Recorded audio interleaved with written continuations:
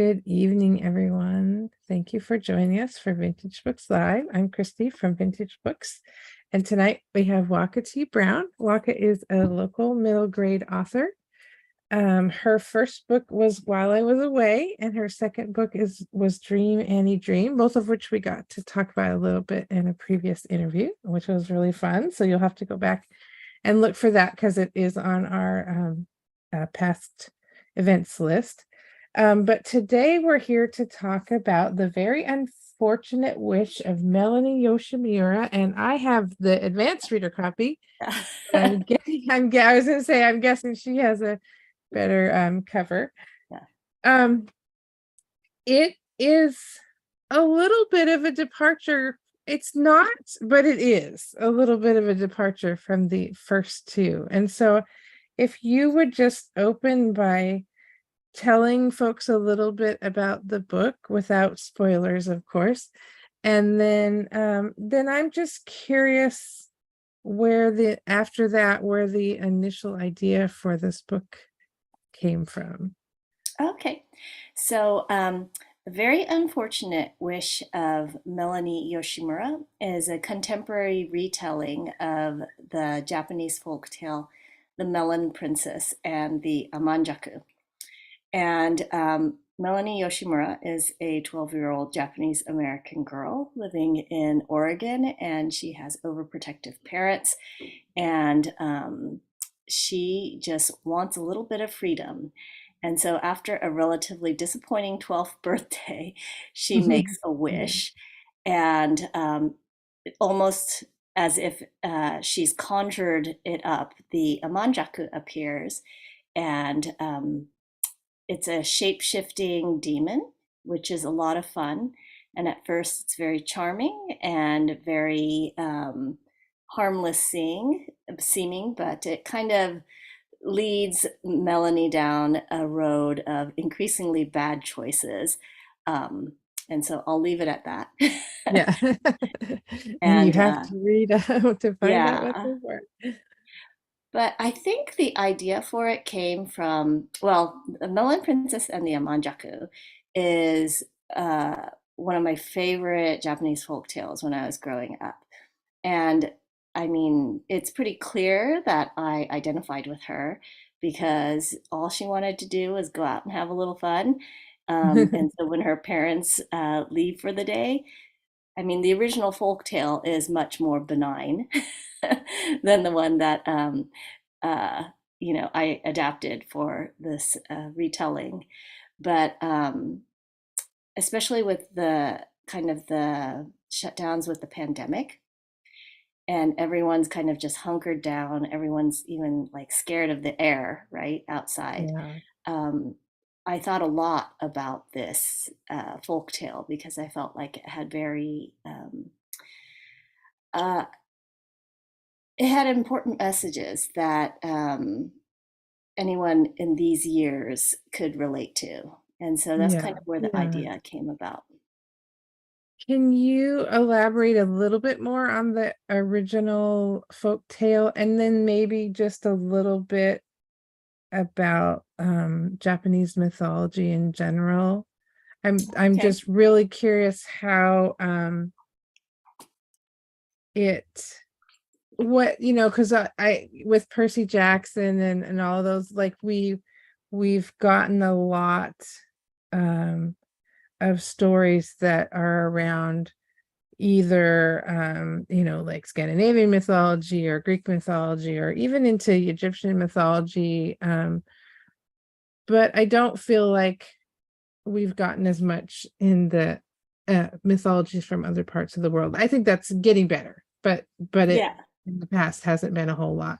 So I'm curious, how is that a character that is in just or a type of character that's in Japanese mythology a lot? Yeah. I mean, there are like basically trickster characters, I think. And I'm by no means like a Japanese literature expert. It's just basically based on my personal experience with the story. And so I actually have my childhood copy of the book. You can kind of Oh, see. look at that. And so I showed this to the illustrator and I wanted her to pay a little bit of homage to it. And so you can see how it does a little, you Yeah. can see how it's Yeah. related somehow. I can see that. And Yeah. the Little facial amanjaku of my expression and stuff. childhood look like this. Ah. So completely, benign. I really felt like it looked a bit like Grover from Sesame Street. So the original folktale. So this girl is born from a melon, and she has elderly parents who didn't have children for a really long time, and they prayed to the gods to bring them a child. And a melon comes floating down the river, and they take it home. And when they crack it open, there she is. And so they took great care of her, but they wouldn't let her go out. They had her stay home quite a bit. They were very watchful over her. But then one day, um, they went to town to sell the fabric that she had woven. And it was at that time that the Amanjaku appears at the door and knocks on it. And in the original tale, the one that I grew up with, it knocks on the door and she just says, "Who is it?" And it repeats back to her, "Who is it?" And then she opens the door and it comes right on it. And so when I was uh, doing the retelling, I had to change some things because, Yeah. my readers were like, "Well, that doesn't seem very smart of her." And so I Yeah. had to make it a Yeah. little bit, I had to fashion it more so it would be more realistic in a Yeah. contemporary situation. But then the Amanjaku and Uriko, as she's named in Japanese, um, they trash the house, have a really good time, and they climb the persimmon tree in the backyard. And the Amanjaku leaves her stranded up in the tree. And then the parents come home to find it in the house and they chase it out. And that's basically it. It's like a very like a benign, tame, Yeah. Yeah. folk tale.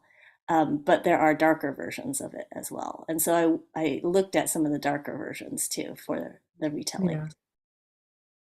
I think it's really interesting how many themes in mythology and folk tales like are so universal. And when you were telling the story, and I actually think I probably have read that particular story before too, because it sounds really familiar, but it also reminds me of Thumbelina and some of the others. You have an elderly couple who has had a child, and there's several different iterations of that story and all over the world in different traditions, which I think is really interesting. And also, of course, there's trickster tales from all Yes. over the world and different tricksters. So that's really fun. I'm curious because even though this one involves a fantastical creature, and the other two stories are very much set firmly in reality, um, they all deal with girls around the same age, middle grade, early 12, 13, early teen, sort of kind of coming into their own and starting to chafe about their parents telling them what to do and stuff. And I'm wondering what draws you to that.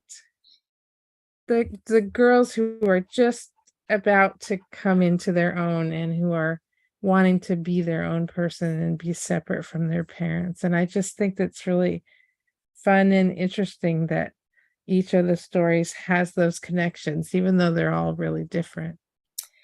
Well, my first one, I don't think I set about to do this. Like, I don't think I had a plan to do this Yeah, because yeah, my first one, you know, I'm 12 years old in it. And yeah, so yeah, when I was about to write my second one, um, my agent and my editor advised me, well, people are going to want something similar, but different, but yeah, something similar.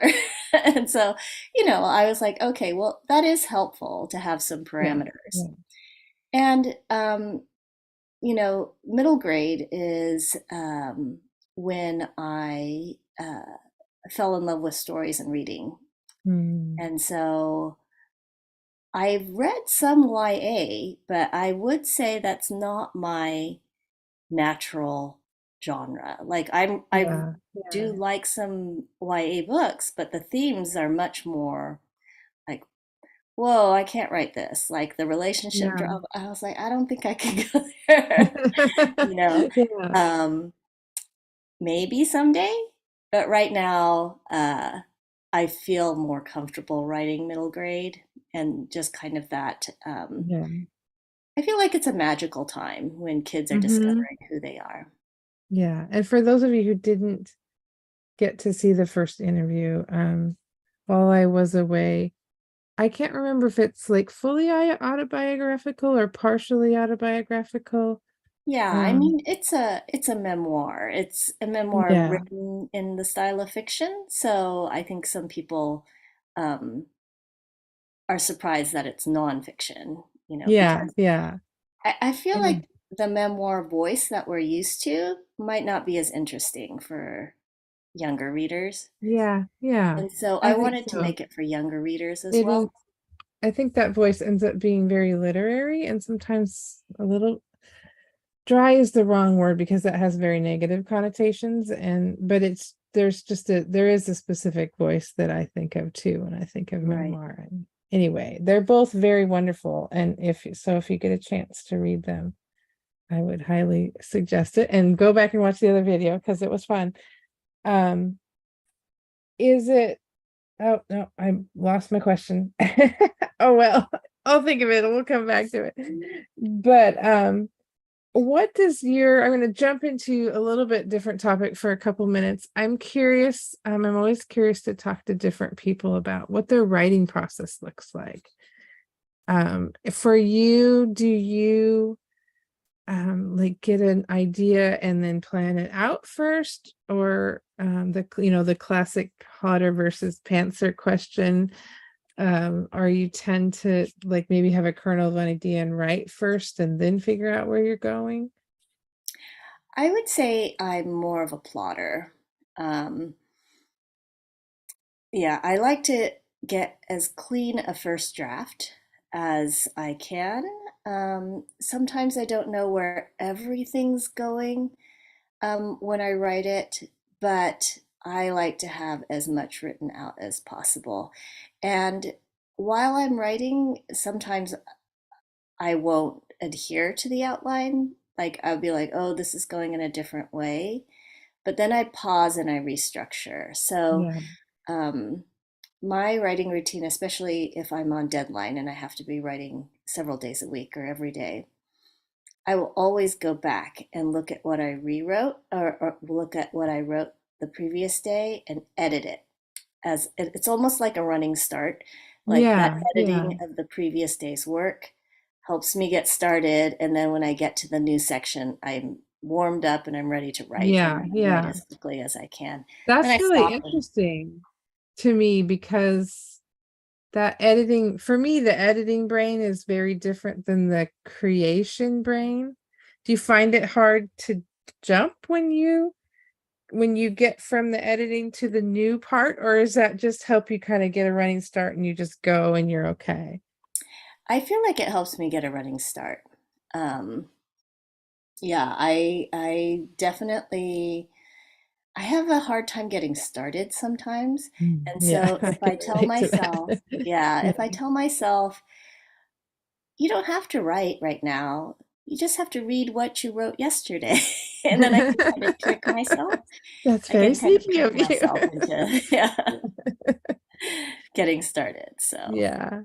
Do you like what is it? You said you write when you're writing, you start with the editing, you get into the new part. Do you have like do you write better in the morning or the afternoon, or do you have are you just whenever are you able to just say, well, I have to write today. It doesn't really matter what time it is, that you just have to do it.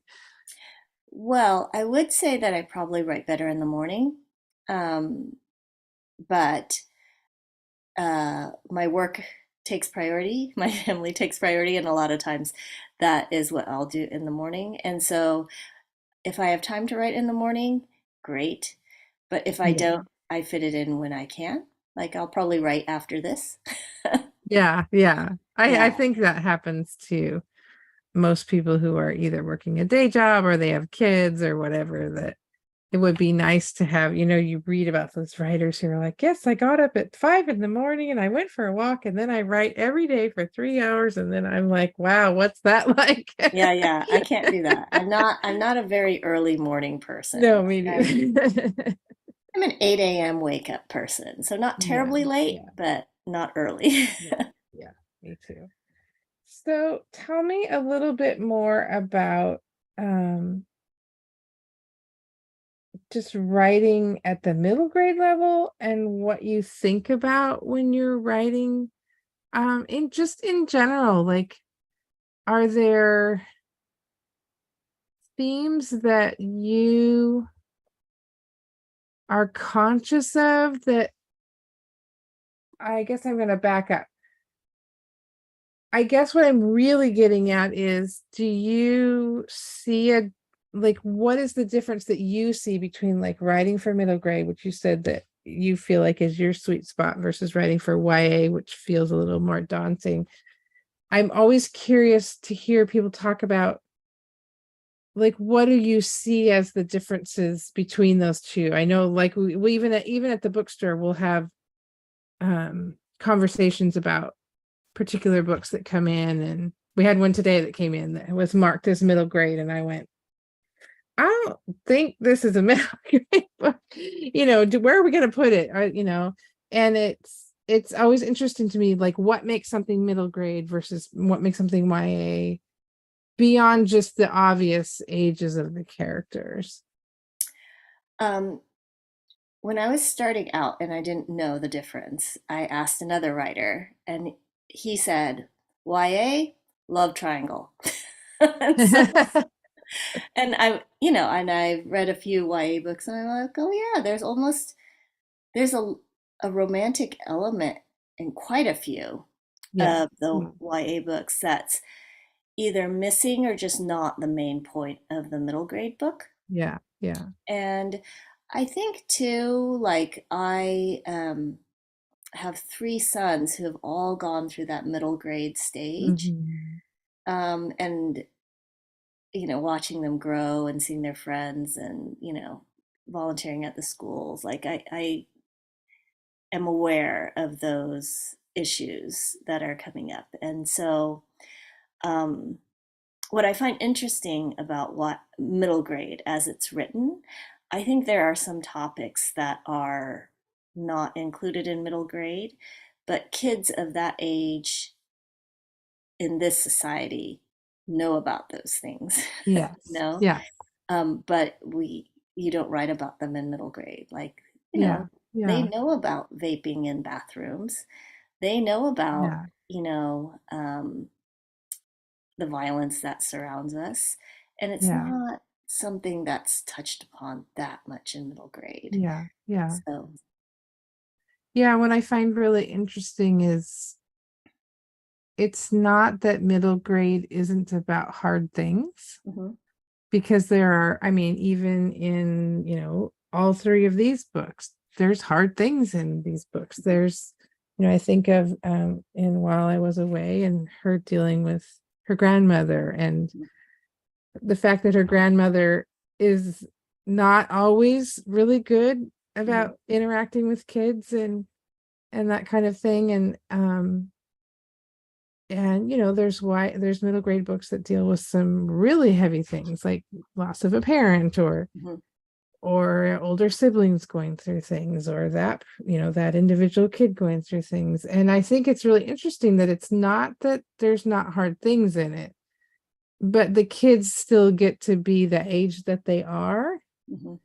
And um I just think that that's, I have a lot of people come into the bookstore where they're like, oh, my kid's reading it at, a 10th grade reading level, and they'll they'll want something that's from the YA section. And we have a conversation about the fact that just because it's middle grade doesn't mean it's easy to read, Mhm, or doesn't tackle hard things. mhm, It's just that it's dealing with the kids in their emotional, how they are dealing with their emotions and all of that in at the right level for that. Right. But I always feel like it's interesting to have, and we have the same conversations at the store on the other end of that, where whether is this a YA book or is this an adult book, and what Hmm. makes it YA or adult. But that's always an interesting conversation. Yeah. But do you have any other Japanese traditions or folk or fairy tales that you can imagine yourself retelling after having done this one? So my fourth book, which is due out winter of 2025, so it seems like a long time from now, but it's Yeah, it always does. actually, I guess, only about 14 months until publication. Don't Is that say right? Oh my gosh. Oh my gosh. But that. that No, wait. that Ah, involves a different Japanese folk tale that I grew up with, and it's not so much like a retelling of the folk tale, but it's more like I want to say like A Princess Bride, for example, where the folk tale is woven in to like what's happening in yeah. contemporary society. So it's separate. We're not reliving the folk tale, but it's elements of it are kind of like paralleling things that are happening Oh, in the interesting. How characters' fun. lives. So, but after that, I don't have any middle grade books under contract. Um, I'm gonna get this fourth one finished, and then Yeah, yeah, um, it's been a busy year, so yeah, yeah, I've been pacing myself. I'm like, I need to, even though I have ideas, I need to develop them fully before I submit a proposal because yeah, yeah, I don't like writing under pressure, and especially when I'm busy. yeah, It's yeah. doubly hard to write on deadline. So I do have a picture book coming out, Oh, yeah. yeah, summer of 2024. So Okay. that's more like 9 months out. But Yeah, which also is very terrifying. But yeah. like, how did we get almost halfway through the 2020s? What the heck? So is that one um is that one been announced yet? Like, are you allowed to talk Yes. about it, or is it still Mhm. okay? Yeah, Is that do, has been announced, and that should be out summer of 2024. And the illustrator is Yuko Jones. oh, fun. Um, and she did uh, a picture book for Debbie Michiko Florence, I believe. And yeah, it was a very fun and rewarding experience. Good, It's very good. collaborative when Yeah, you yeah, work with an illustrator. So yeah, she definitely took the story and added so much to it. So I'm very appreciative. oh, I'm excited to talk to you about that because yeah, so when it comes out, we'll have to talk again. But yeah, I love that part of the picture book process that Yeah. the writer says, here's the words, and then the Hmm. illustrator does all these things with them that makes the story just that much more amazing. And Yeah. are It you was able to really fun. share the title on that one? Oh, yeah. The title is just perfect. One word. So Very cool. All right. Well, Debbie and I will be looking for that in the catalog. awesome. That'll be fun. So I'm trying to think. Um, for Melony, I for folks who don't know, Melony's actually been out for a little bit. And Waka and I were supposed to talk a few weeks ago, and then I had something come up and couldn't. So have you been able to be in the schools at all or with kids and talking to them about the book? I did a virtual presentation with a school in Illinois last week. And that was part of the Books for Maui Oh, auction. cool. And Yeah. so, yeah, I talked to some fourth graders about it. But I haven't really done another talk about Melanie since it's been published, I don't think. Yeah, I think the Illinois schools were my first one of Yeah, the fall. that's neat. Yeah. Do you do a lot of school visits, or is that something that you don't do a whole lot of? I know it was post-COVID, it's like pre-COVID, that was like that was just kind of part of a lot of authors' normal thing, but I don't know if that's kind of gotten back to full steam post-COVID or if it's Yeah, more I had my muted. first in-person launch for Melony. Like, even though it was my third Oh book, wow, yeah, that was yeah, my first in-person launch, and that was at a local bookstore. And then I've gone and presented to like small groups at different bookstores, libraries, but not a lot. I would still say it's half of them are virtual. yeah, yeah, Yeah, yeah. We've just barely gotten back to yeah, in-person stuff over the summer, so right. I think everybody's kind of dipping their toes back in, but maybe Yeah, not.